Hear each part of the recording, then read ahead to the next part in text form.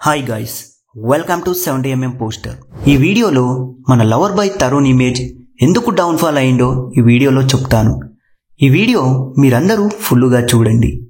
Lover boy ఇమేజ్లో ఇరుక్కుపోవడం, నువ్వే కావాలి నువ్వే సినిమాల తర్వాత తరుణ్కి లవర్ బాయ్ ఇమేజ్ బలంగా వచ్చింది.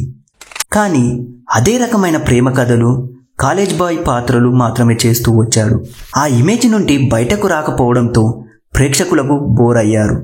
తగిన కథల ఎంపిక చేసుకోకపోవడం.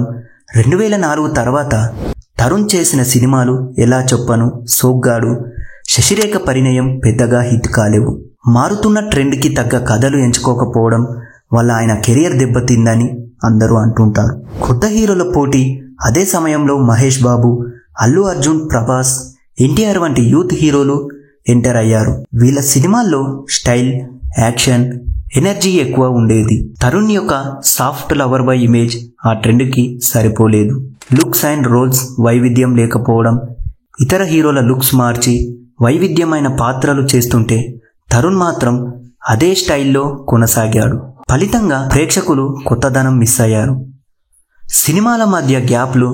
తరుణ్ మధ్యలో చాలా కాలం గ్యాప్ తీసుకోవడం వల్ల కెరియర్ స్లో అయ్యేది. ఇక తిరిగి వచ్చేసరికి కొత్త తరం హీరోలు బలంగా నిలబడ్డారు.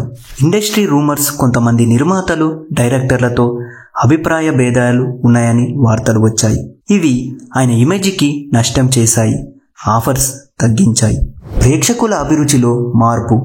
2000లలో ప్యూర్ లవ్ స్టోరీలు నచ్చిన ప్రేక్షకుల అభిరుచిలో మార్పు.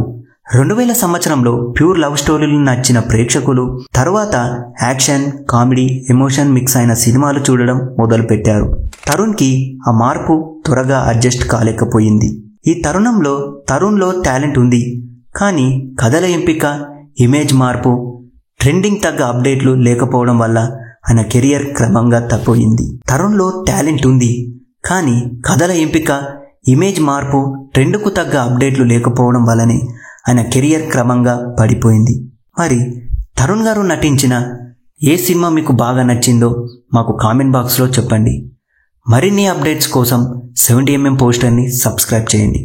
Thank you.